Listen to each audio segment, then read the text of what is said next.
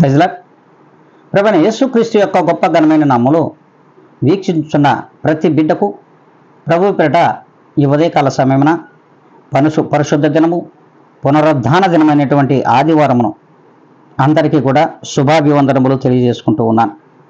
ఈ దినం దేవుడు మనకు ఇచ్చినటువంటి గొప్ప వాగ్దానము, అది కీర్తనల గ్రంథము, దావీదు గారు రాసినటువంటి కీర్తనల గ్రంథము 28వ అధ్యాయము మరి 3వ లేఖనం.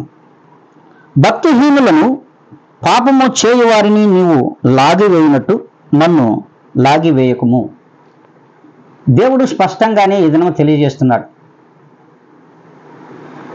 దావీదు గారు మరి తన హృదయ ఆలోచనలను ఈ వాక్యం ద్వారా మనతో మాట్లాడుతున్నాడు.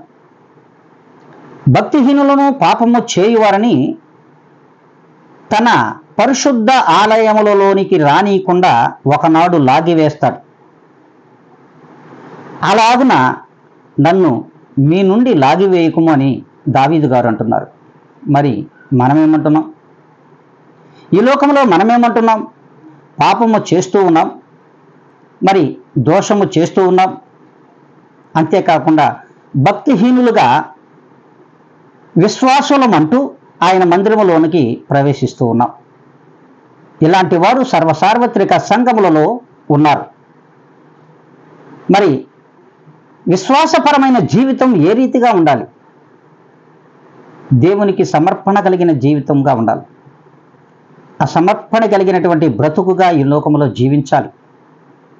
మరి ఆ రీతిగా మరి దావీదు గారు జీవించారు కనుకనే, అయ్యా భక్తిహీనుల మాదిరిగాను, పాపులోక మాదిరిగాను అయ్యా మీ నుండి నన్ను త్రోసివేయకుము, మీ పరిశుద్ధ ఆలయము నుండి నన్ను లాగివేయకుము, మరి నన్ను మీ యందు స్థిరపరచమని మరి ఆయన మాట్లాడుతున్నాడు. ఆయనలో స్థిరపరచమంటున్నాడు, ఆయన మందిరములో తనను స్థిరపరచమంటున్నాడు, తన ఆలోచనలతో స్థిరపరచమంటున్నాడు. కానీ మనం మాత్రం ఆ రీతిగా లేము. మరి ఇక ముందైనా మరి దావీదు గారి ఆలోచన సరళిని అనుసరిద్దామా? దేవుని మాటలను ఆలకిస్తామా? ఒక్కసారి ఆలోచించండి ప్రియమైన దేవుని బిడ్డలారా.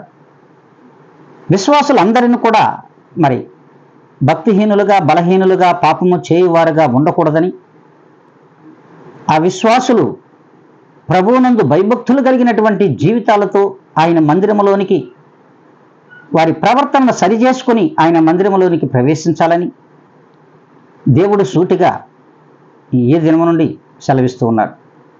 మరి ఆ దినం నుండి ఆయన ఇచ్చినటువంటి వాగ్దానం వింటున్నాం, కానీ ఈ దినమున వదిలేస్తున్నాం.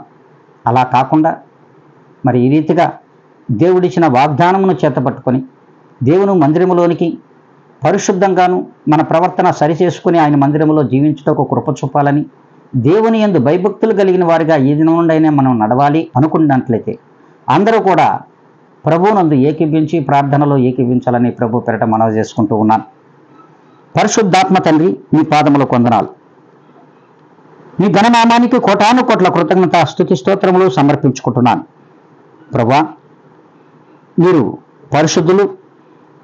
పరిశుద్ధులైన మీరు విశ్వాసులందరికీ కూడా పరిశుద్ధులుగా మార్చుటకు మీరు అధికారిగా ఉన్నారు, సర్వాధికారిగా ఉన్నారు, పరమ తండ్రిగా ఉన్నారు.